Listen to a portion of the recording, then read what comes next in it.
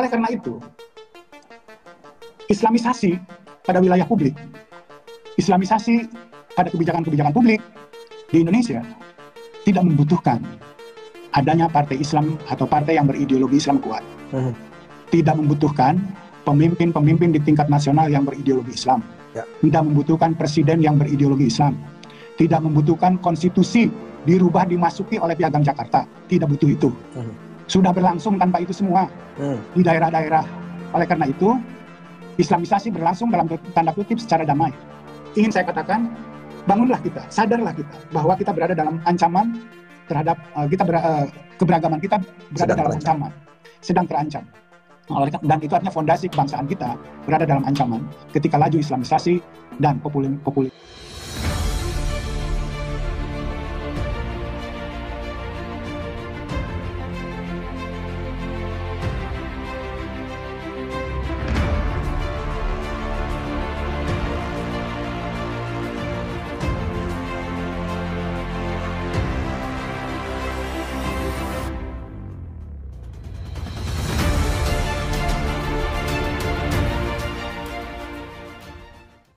Bismillahirrahmanirrahim. Assalamualaikum warahmatullahi wabarakatuh. Salam perjuangan. Sahabat official yang dirahmati Allah SWT, kita bertemu kembali pada kesempatan ini untuk membahas topik-topik aktual. Insyaallah pada kesempatan ini kita akan mengulas kembali tentang pernyataan Saiful Mujani yang dimuat dalam akun Twitternya beberapa hari yang lalu, yang terlihat di atas ini.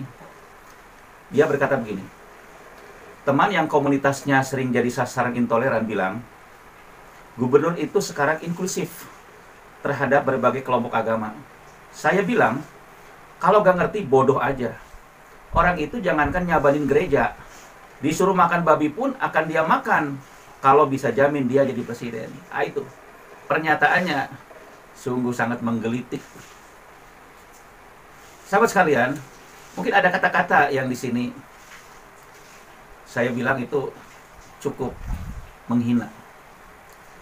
Ketika dikatakan bahwa gubernur itu inklusif, seolah-olah dia itu menolak, seolah-olah dia itu membantah.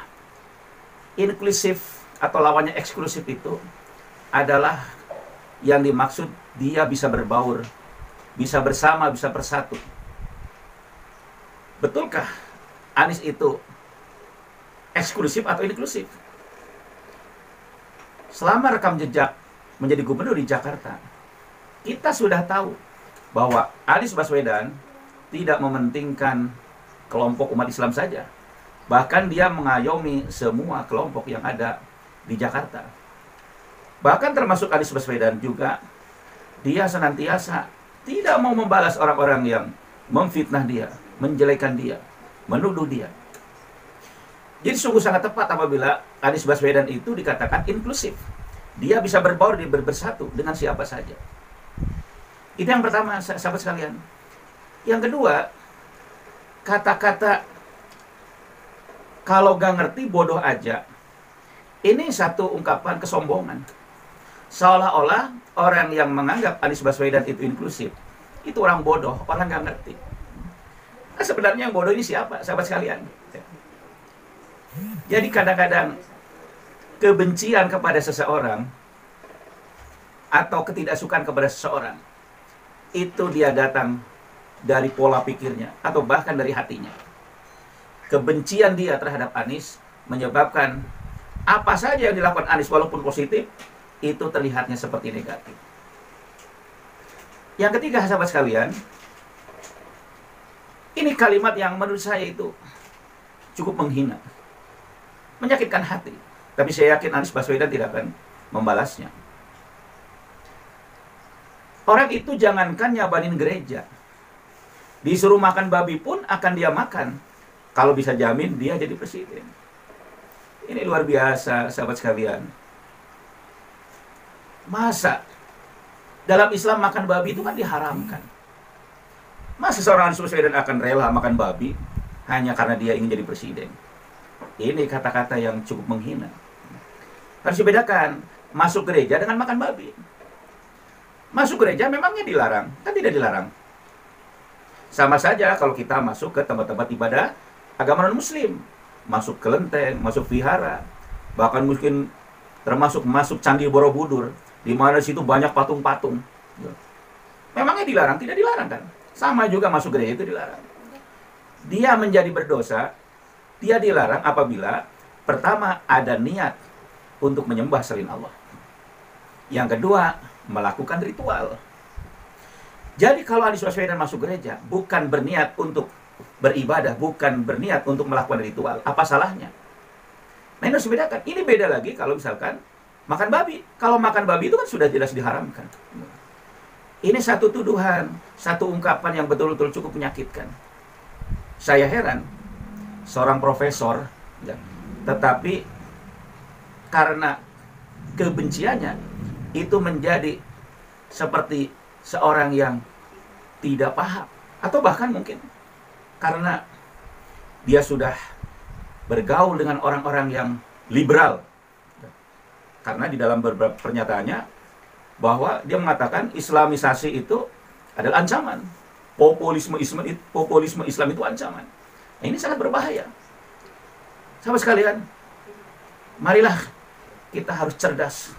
Jangan sampai kita terbawa terhadap tuduhan-tuduhan, statement-statement dari orang-orang yang membenci Anies Baswedan. Ya. Saya yakin Anies Baswedan tidak akan menanggapi ini. Tetapi ini pernyataan ini adalah sungguh sangat bodoh dan berbahaya. Terima kasih sahabat sekalian.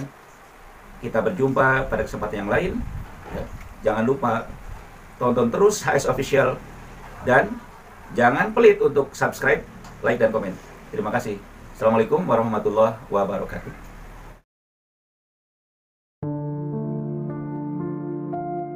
Bismillahirrahmanirrahim. Assalamualaikum warahmatullahi wabarakatuh. Sahabat HS Official yang dirahmati Allah, alhamdulillah berkat dukungan dan doa-doa dari sahabat sekalian, kami tetap bersemangat untuk terus merintis pembangunan masjid dan pesantren tahfidz Al-Quran di atas lahan sekitar 1 hektar di daerah Cipatat, Kabupaten Bandung Barat. Barangkali ada di antara sahabat seorang dermawan yang tertarik untuk berinvestasi akhirat guna membangun masjid dan pesantren tahfidz Al-Quran. Mari bergabung bersama kami di Yayasan Pesantren Indonesia. Bagi sahabat yang tergerak hatinya untuk berinvestasi akhirat, silakan hubungi kami di 089 6617 1543, yaitu Ustadz Daud Abdul Jabbar Al-Hafidh, atau di 0811 2268 830, yaitu Dr. Insinyur Wawan Gunawan.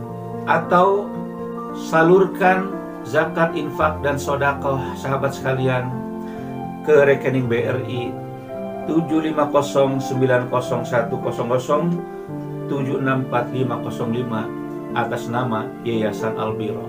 Terima kasih atas dukungan dan partisipasi sahabat sekalian. Semoga Allah senantiasa merahmati kita sekalian. Terima kasih. Jazakumullah khairan katsiran. Wassalamualaikum warahmatullahi wabarakatuh.